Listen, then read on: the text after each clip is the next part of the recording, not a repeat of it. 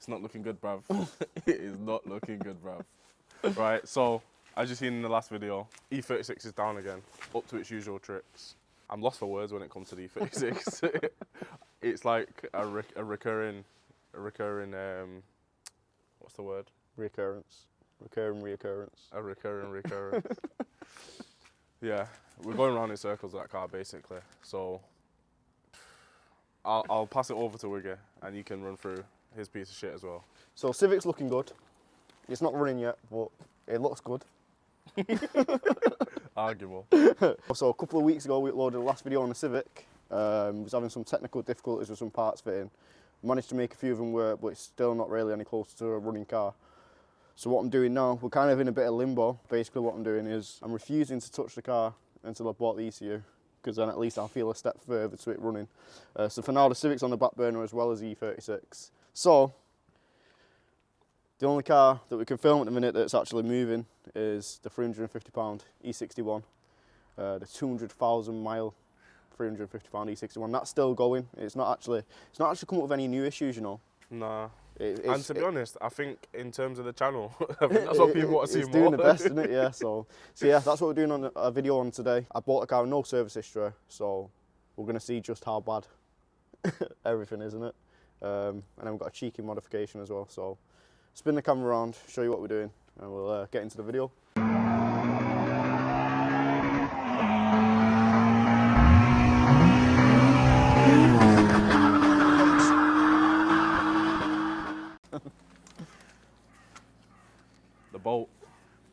The bolt. Are you going to tell them about the new edition?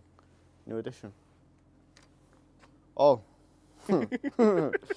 Yeah, bought some wheels for the car. Be a bit more enthusiastic about it. I'm not very enthusiastic about them at the minute. Yeah, we was going to do a video on it, but I just threw them on. And because I just threw them on, we ran into some issues. I'll display some footage on screen now of what I had to do to try and rectify them issues. Spoiler alert, the issues aren't rectified. We've still got the issues. Probably done 1,000 miles in it now, you know. Problem free. Problem free. They're not problem free, but no new problems have arisen. It's just the problems we knew about. Apart from this, we've got a casualty here. Just open the bonnet. And the engine's just... You know what I mean? The engine's just started fucking disintegrating the bonnet and the sound deadening. But yeah, mighty M57, like I said, bought the car with no service history. It's on nearly 200,000 miles. I can't say 198, can I? Doesn't sound as good on a video. So the car's done 200,000 miles. So what we're going to do today is check over everything, give it a service, because I always service my cars, but with it being BMW, don't give it any reason. It doesn't need any reasons to break, so I'm going to try and treat it as nicely as possible to hope that it just keeps going. So yeah, I've got an air filter for it, got an oil filter for it, got some oil. I didn't buy enough oil, but some oil's better than no oil. Only the best when it comes to working on real cars. BMWs, we get the Castrol, Bosch, Crossland. I bought 8 litres of oil. Officially it holds 8.25 litres. We're going to try and save a bit of the old oil. But yeah, let's get started. To do the air filter, you need to take that engine cover off. Bro, I've jacked the car up and I can't reach the back of the engine, babe. Short guy, you. Look at what he's tiptoes. Yeah, it's loose. Loosey goosey. That's how we like it. Pause. Should be able to remove the engine cover. That looks like it's done 200,000 miles. K24 for what, man? This is something that needs to be looked at in the future.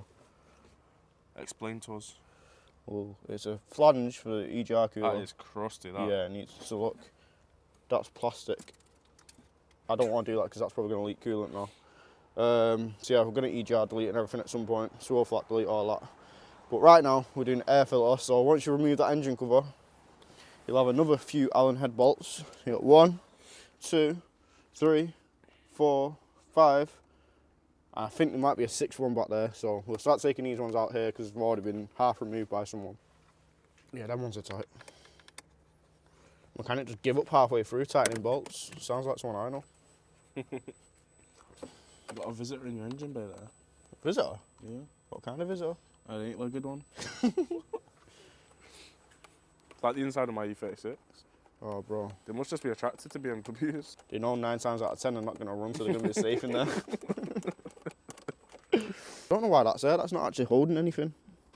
I'm guessing it's for the cover that's supposed to go here. I've got this cover.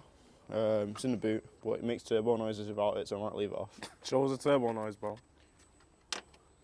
Give us an example. Well,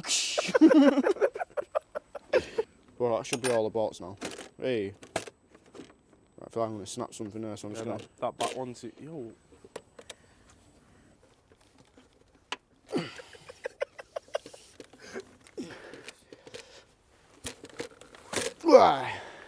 Don't know, I'm going to get the new one in. Puh, taste that? Nah, I'm good. Yeah, that's seen better days, that. Right, dust is going in my oil filler cap, man.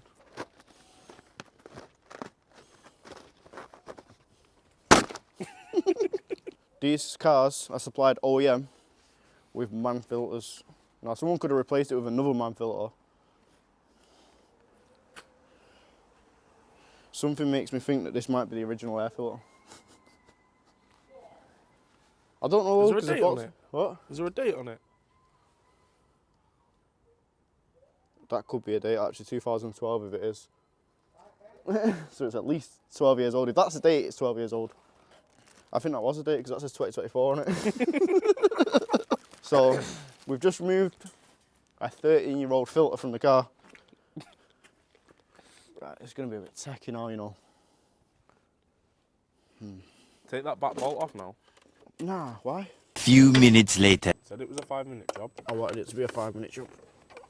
You ever seen someone flipping changing an air filter and look so difficult? What's the solution? Got a 3/8 extension with a step down to a quarter drive, a 4mm socket, and a 4mm Allen key. I've got a super long Allen key. How many men does it take to fit an air filter on a BMW 5 Series? We've got some casualties as well. I'm cut. Yeah, cuts all over. Wiggy's cut.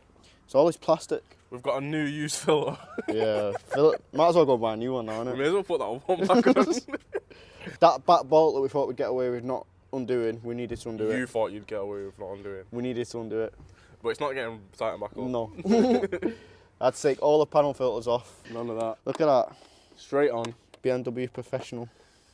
Is it that one? Yeah, well, they're all the same. Oh, are they? Yeah. Pretty sure I'm missing quite a few. Right, so, air filters on. It's not even funny, bro, because everyone watching, it's going to be like 2 minutes for them, innit? But that was a long ass job. Whenever you call me and say, I've got a job and it's 5 minutes, I always budget half a day at least. Now the air filter's been changed, it was 13 years old. Let's have a look at the oil filter. Weren't too tight, to be fair.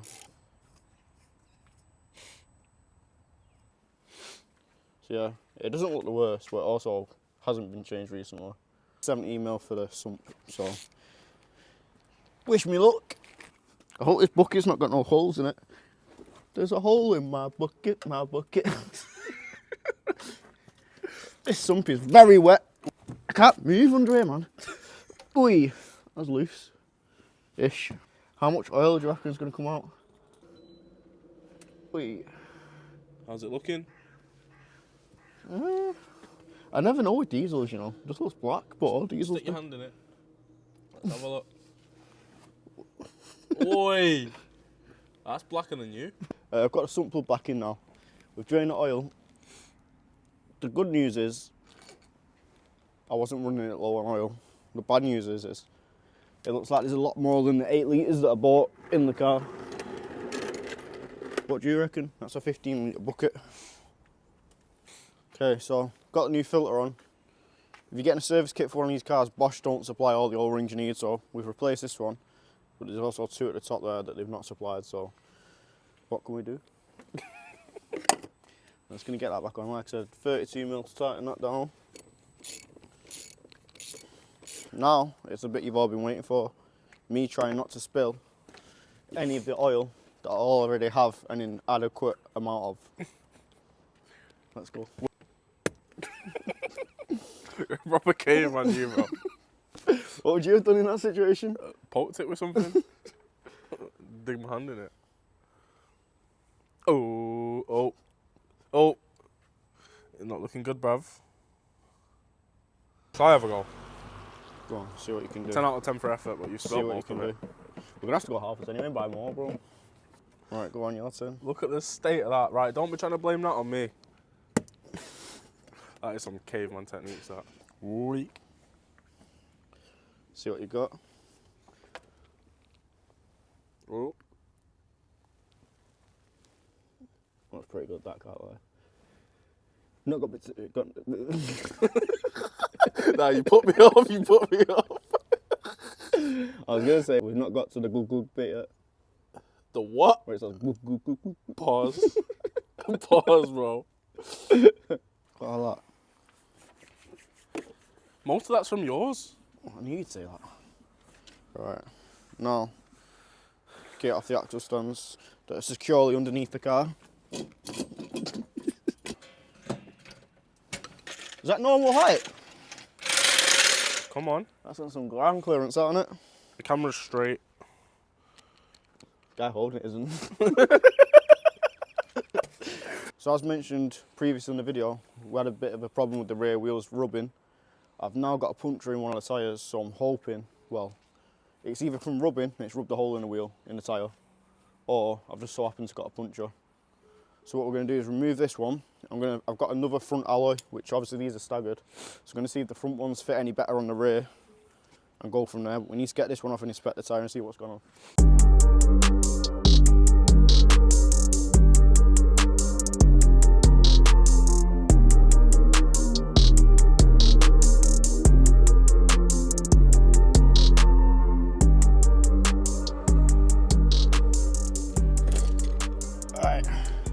Oh, there. What's that? There. Oh. Can't see nothing.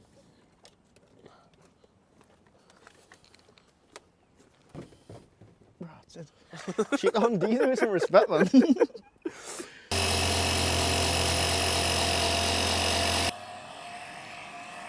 Talk us through what's going on. So these are staggered alloys. I think they're 8.5 front, 9.5 rear. And the offset's also slightly higher on the rear alloys. So what I'm going to try and do is see if the front ones fit comfortably on the rear. If so, we've got a drifting daily in it. All a good up front. So what you're thinking is put the bigger ones on the front and the smaller ones on the back? Business up front, party in the back. I'm keeping it as a spare, but this alloy's no good in it. Yeah. What's wrong with this one? It's twisted. Twisted? Swizzled. It's bent, like Yeah. you. Not like me. Like the E36 prop shaft. Bro, why is it so much higher now? It's probably just not settled properly, has it? It's a lot better, that, innit? Yeah.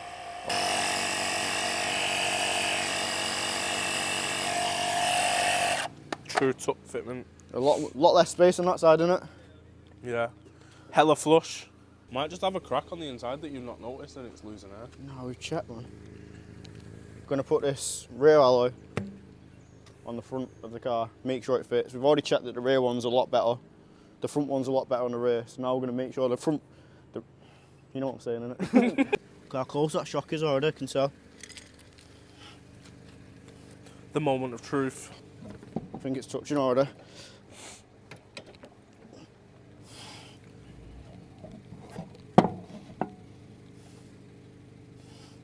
Is that touching at the top? Pretty much, yeah. Yeah. Fuck's sake. So, front wheels did the trick on the rear. Rear wheels don't fit on the front. Before I could even get anywhere near the hub, the back of the wheel was touching the shock absorber, so way too wide for the front. So we've just reverted back to standard BMW staggered fitment for now. Rear's on the rear, front's on the front. Gonna have to either look for some lower profile tyres, which I don't really want to do, or new wheels time. Don't know. Could just put the 17s back on and stop being a dick, but Nah, them wheels do look better. they're doing it. Yeah. But if it don't work, you might have to change them. So, service done. Not been serviced in over 12 years. Wheels, no closer to anything on that, but next month for the car, big brake kit, some different suspension. Stay tuned.